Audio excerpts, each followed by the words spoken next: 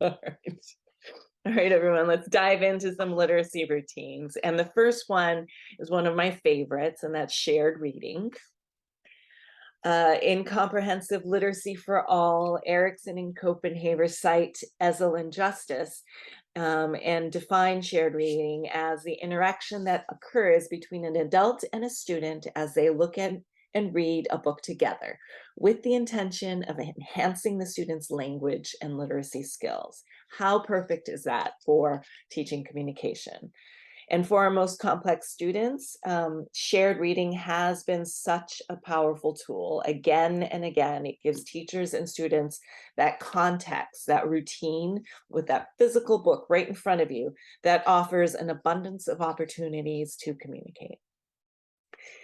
These are some goals of shared reading from Comprehensive Literacy for All, and I think they're just so super important.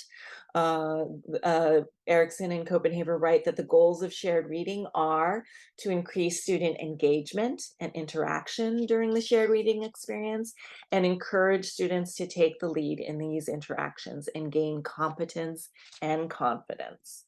Remember all those important psychosocial aspects of communicative competence that are important for our students to really become better communicators. Shared reading also involves things like labeling illustrations, talking about what's going on in the text, referring to real life connections of the story, referencing the print and the printed word, and modeling language. But even more so, effective shared reading involves really orienting to the student and promoting that interaction, following the student's lead and responding to all their responses, and providing that sufficient wait time so that students can contribute in this shared reading experience. More specifically, the reader, the teacher, needs to comment, respond to the students' initiations and interests, and of course, not just read every page from start to finish. Um, these things are so important and just crucial to making shared reading a communicative interaction and a way to really teach our students to communicate better. So in this video, Ari and I are reading a section of Romeo and Juliet from Retopia. We are doing a shared read aloud with the conventional text from Romeo and Juliet. And Ari is using and initiating her no response by reaching for her no symbol for a variety of communicative functions. And in this video, you will hear me verbally model no every time Ari touches her symbol during our reading activity. And I am just so excited to share this video with you because Ari is using those symbols, that no and yes, as a functional way for her to participate in this shared reading of Shakespeare. She still is echoing some of my words, but she sure is having the time of her life, as am I. And in the end of this clip, she also initiates some spoken words. She initiates the spoken word trouble, you can barely hear it, to comment on what is happening to Juliet. Ari is motivated and challenged by the text, gaining confidence in her voice and in being heard during this communication that is shared reading. And this is why we at the Carter School and all our students just love Retopia and any age respectful literacy curriculum. So here's the video.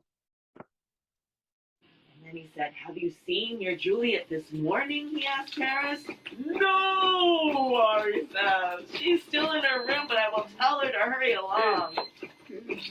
"No!"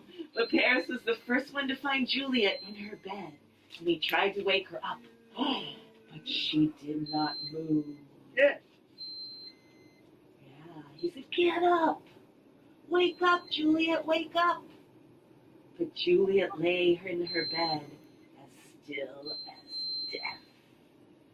Paris sat on the floor sobbing. Soon everyone in the house was in tears. "My only child," said Lord Capulet. "Now I do not need a priest to marry her. I need a priest to bury her." The flowers and food that were set up for the wedding were now used for a funeral. Before the day was over, Juliet was placed in the cold, dark tomb of the Capulet family. And there next to her, no, you're saying no, don't do it, Juliet, no. So she's in the tomb, Juliet's in the tomb, next to the body of her cousin, Tybalt. Tybalt, yes. Tybalt, you said Tybalt. Tybalt is dead. Dead. Oh my goodness. That's so crazy. He's bloody. He's dead and bloody. Yuck. That's so yucky and scary. Yes. You're saying yes, it is so yucky and scary. Oh man. I cannot believe that happened. That's crazy. Trouble, huh? Big trouble.